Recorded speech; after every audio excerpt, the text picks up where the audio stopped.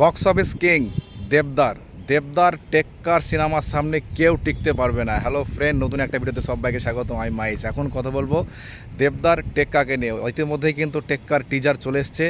তো টেক্কার টিজারের যে ভাবনা চিন্তা ছিল কেমন হতে পারে বা এরকম হতে পারে বা সিরিয়াল টাইপ হতে পারে, তো সব কিছু ছাপিয়ে কিন্তু তার ঊর্ধ্বে ভাই চলে গেছে। তো দেবদা প্রথম থেকে যে কথাটা বলছিল যে এটা খাদান খাদান করে উৎফুল্ল করছো, সব চিৎকার করছো, টেক্কা আসুক তারপর দেখতে পাবে টেক্কা কী জিনিস, এবং টেক্কা আসার পর সব কিছু কিন্তু সব ভুলে যাবে। তো সত্যি সব ভুলে যাওয়ার মতো, একেবারে আনএক্সপেক্টেড। যেটা ভেবেছিলাম তার থেকে একেবারে ঊর্ধ্বে, যেটা বললাম টেক্কা সিনেমার প্রথম থেকে নিয়ে শেষ অবধি, এবং শেষের যে সিনটা সেটা একেবারে মাথা খারাপ করা, একেবারে গুজবাম করা। তো এই শেষের সিনটাকে নিয়েই বেসিক্যালি কিন্তু কথা বলবো। আর এই টেক্কার টিজারের কিন্তু অলরেডি আমি রিভিউ দিয়ে দিয়েছি। একেবারে শর্টের মধ্যে মাথায় সব থেকে সব গুলিয়ে গেছিলো, জাস্ট সব ছিটকে যাওয়ার মতো সব কিছু হয়ে গেছে।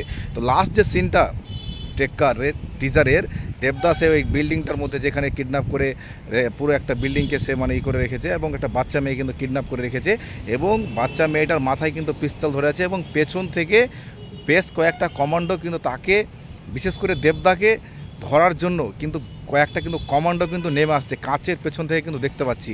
তো এই কমান্ডোকে নিয়েই কিন্তু বেসিক্যালি ভিডিওর মধ্যে ভাই কথা হবে।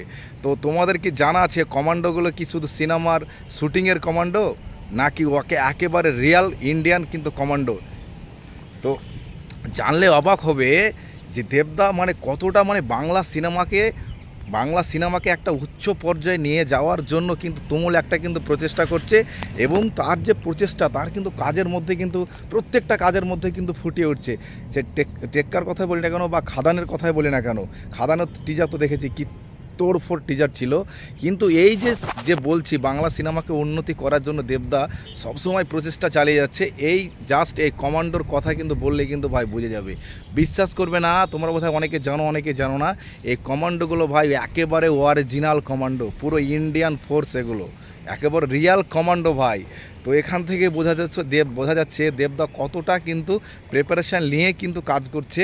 তার পরবর্তী যে সিনেমা আসছে টেক্কা পুজোতে আসছে, এবং তার পরবর্তী সিনেমা খাদান, সব কিছুর কথা বলছি একেবারে পাই টু পাই নিখুঁতভাবে কিন্তু একটা বাংলা সিনেমাকে প্রপার ইন্ডিয়ান লেভেলে, ন্যাশনাল লেভেলে নিয়ে যাওয়ার জন্য কিভাবে তার কিন্তু প্রচেষ্টাটা কিন্তু চলছে।